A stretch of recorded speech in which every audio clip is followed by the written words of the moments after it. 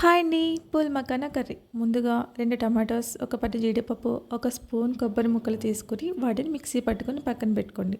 Next కడాయిలో ఒక spoon నెయ్యి వేసుకొని 1 కప్ పూల్ మకానా వేసి వేడెక్కనివ్వండి. నెక్స్ట్ అదే కడాయిలో కొద్దిగా ఆయిల్ వేసి ఒక ఉల్లిపాయ ముక్కలు, ఒక పచ్చిమిర్చి వేసి కొద్దిగా ఉప్పు, కారం వేసి బాగా మగ్గనివ్వండి మూత పెట్టి. మగ్గిన తర్వాత మనం రెడీ చేసుకున్నటువంటి టమాటా పేస్ట్ వేసి అందులో కొద్దిగా కారం, గరం మసాలా కానీ కొద్దిగా ధనియా పౌడర్ కానీ వేసి బాగా కలపండి. ఈ విధంగా కలిపిన వాటిని మూత పెట్టి 1 మినిట్ పాటు లో ఫ్లేమ్లో మగ్గించండి. ఆ తర్వాత మగ్గిన తర్వాత అందులో ఒక హాఫ్ గ్లాస్ వాటర్ వేసి వాటిని బాగా కలుపుకొని వాటిని కూడా మూత పెట్టి 2 నిమిషాల పాటు మగ్గించండి. ఈ విధంగా మగ్గిన తర్వాత మనం రెడీ చేసుకున్నటువంటి పూల్ మకానా వేసుకోండి.